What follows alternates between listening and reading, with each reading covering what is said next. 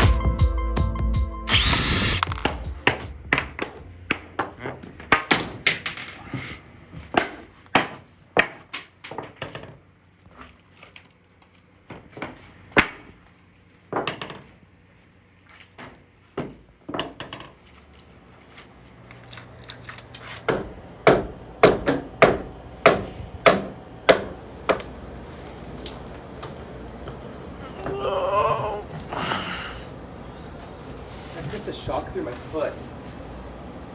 So with this method of making a round table, our molds are octagonal, so then we need to put them on the CNC machine to actually cut them round. Only issue is that our CNC can't do the full depth in a single cut, so it's actually 9 passes that we have to make to cut this thing. So it does take a little bit of extra time, but the CNC just gives a really accurate, really clean cut.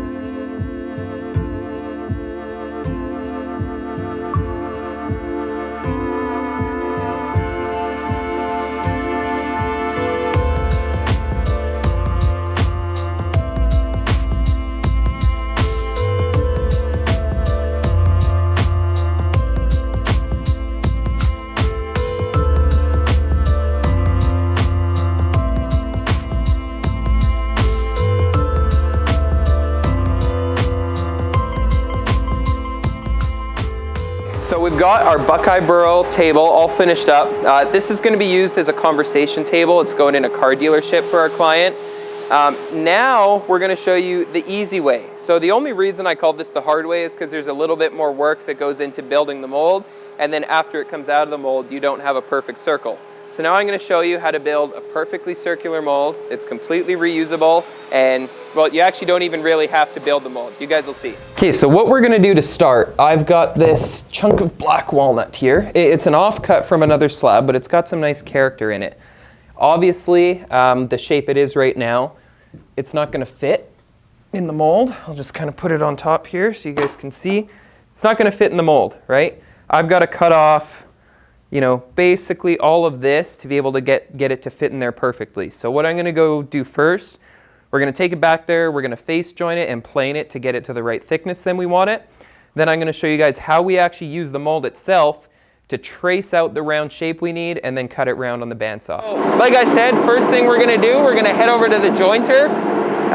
This piece, as you guys can see, if you look here, it's got a really big curve to it. So you always want to put your curved side down. That way your piece of wood is going to touch on the two ends. As opposed to going like this. This is going to want to rock and move while I face joint it. So it's a lot more dangerous and it's not going to work as well. So always go like this with your curve down. Still a little wobbly, but not quite as bad.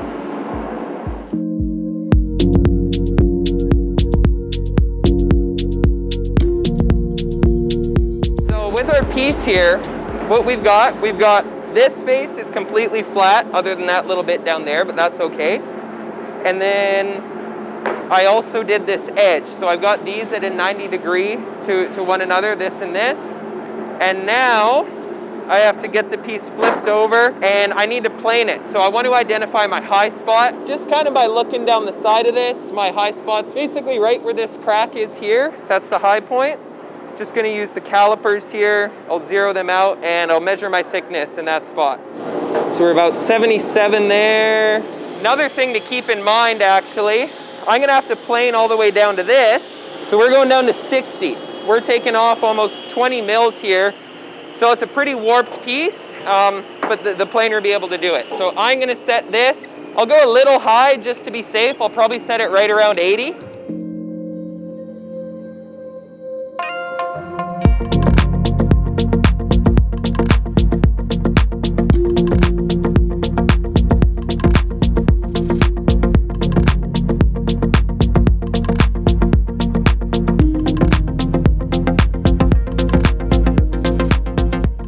Our piece flat enough now for what we want to do with it. There's still a couple spots of rough just on this back side, but that's going to be the bottom, so I'm not really concerned about that. Now what we're going to do, we're going to go back over to our mold, trace out our round shape, cut it round on the bandsaw, and then I've got to get all this bark off before we do the pour. Okay, so now I'm just taking this round section of the mold, this right here, and yeah, pencil will do.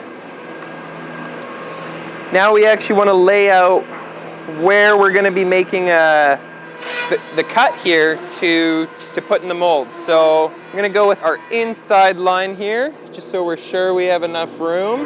Now we'll take this piece, we'll go head over to our bandsaw, and we'll just trim out this kind of round shape here, and hopefully it'll fit inside. Look cool, eh? Oh. Yeah. You're inside. That's all I could find, all right? I had no choice. So we've got our bandsaw set up. We're using a Laguna 18BX. We sell these, by the way. Laguna, though, makes probably hands down, I would say, some of the best bandsaws. Like, we've got one here, and we've got another Laguna bandsaw right over there. They're Resaw Master. So we kind of like them, as you guys can see. But this, the 18BX, is really nice for just doing cuts like this. So I've got my guard set not too much higher than my piece of wood, and I'm just going to follow along and trace this out.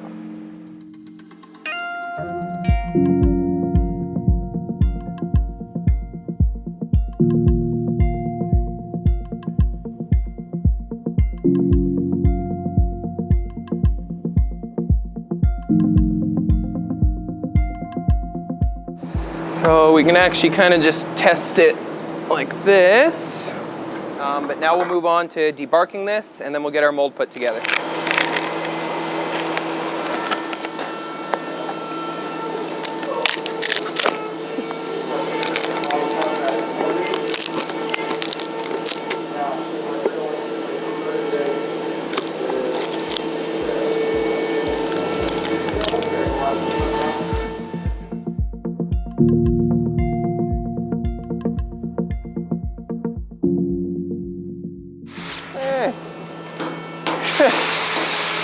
All debarked now. We've got basically everything we need to cleaned up and out of here. The reason we debark, I went over this before, but I'll go over it again for the new people. We debark so that the epoxy can form a proper bond to the actual piece of wood. So if you weren't to remove the bark, then you would do your pour, your epoxy would bond to the bark, and then over time, your bark would separate. So if you take it all off beforehand, you don't have to worry about that. All right, the wood is prepped, so we've got it cut in the circular shape, we've got it all debarked, and then I've got everything I need here right now to put my mold together. So basically you need your wood, the mold, the clamp down blocks that came with your mold, and a tube of silicone. So I've got all that right here. And basically the first step that you want to do is you actually want to secure down your outside piece here. So we got a little hook here. That's actually the open position. We got that little hook, brings it shut. You can just line everything up flush. And then as you can imagine, that presses in here nicely. And as long as you've got that bead of silicone on the bottom there to squeeze in, this should work perfect. got this set up. Grab my tube of silicone. So then just take your tube of silicone, and again, it doesn't have to be a big bead by any means, but you just want to make sure that you have silicone around that whole perimeter. And then there's also this little vertical piece here where they join. So just do a little bead along that. Go ahead and tool everything in. And then I'm just doing my little vertical bit here. Before I put my pieces of wood in, I'm just gonna let this silicone cure up a little bit, just so it's, I'm not gonna accidentally break my seal that I've created putting these in. So we'll come back in like 20-30 minutes. Put these in, and then we should be able to clamp everything down and do the pour. So we're back. It's been about half an hour since we did that, and now we can put our pieces in the mold. Still be careful when you're putting your pieces in, because you don't want to break that silicone that's there, so just be gentle. Yeah, so I wasn't quite 100% perfect. As you guys can see, my cut was probably just a little bit off. I could have went a little bit closer to the other side of the line, but that's okay. We can trim this round afterwards. Obviously, if you guys were doing this and you didn't have a way to trim it round afterwards, you want to be really careful on this cut and make sure that you get it perfect. But like I said, it's no big deal for us. Then you can take your hold down blocks. So here are the hold down bars that come with the mold. You've got a bolt, a wing nut, and then a washer there. So the washer goes on top just to protect our plastic. And you can slide these in. Depending on the thickness of your slab, it's gonna dictate which way you need to put your block. When I put it this way, obviously it's a little bit too short. It's not gonna reach that bar. And then when I put it this way, it's actually a little too tall and I can't get my wing nut on. So I'll show you guys a little trick here, what you can do. Just go ahead and put that in, and obviously there's gaps. All you're gonna need then to fix that is a couple wedges. Okay, and that should do that there. So there's not a whole ton of pressure actually holding these down, just enough so the piece of wood isn't gonna move. And you're ready to go. You're ready to do your pour. That's all you have to do. Put the epoxy in, let it cure up, and then you guys will be able to see that this is gonna demold really easily. Okay, so it's been a couple days. The weekend went by since we filmed with this, and since then we've actually sold this piece. So this video is now gonna become a two-part video. In the first part, we're still gonna show you, obviously how to build the mold, how to set it up, do the pour. But then in the second part, we're gonna be turning this into our first ever resin clock.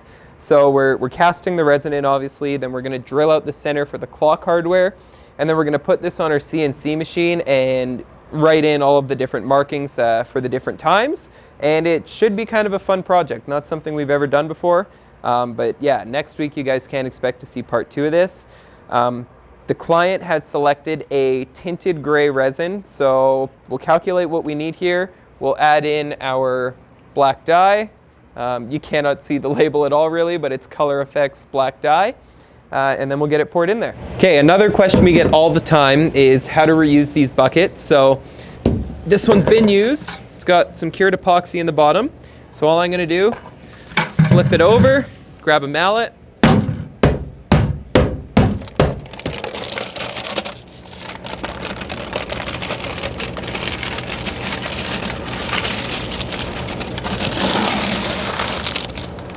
there you go.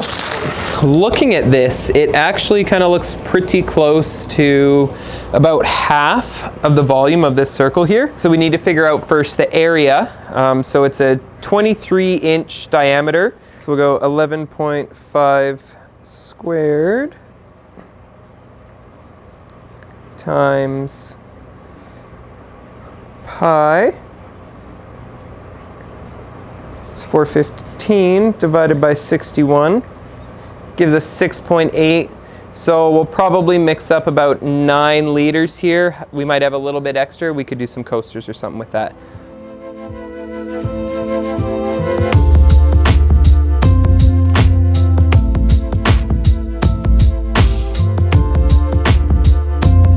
So this next step here that we're gonna do is optional, but we're gonna degas the resin. What this is gonna do is help to remove a lot of the air bubbles that were caused by mixing. If you don't have a degassing chamber, you just need to be more careful when you are mixing to make sure that you don't introduce any air bubbles during that. As long as you're using a good resin, like our resin, it should release a lot of the bubbles as it cures anyway. Okay, so we've got everything all mixed up here. We'll get it poured in and we'll see if we have any left over. The reason we pour on the wood as well, that's another one we get asked, is just so we can create a little bit less bubbles as to just like dumping it right in there.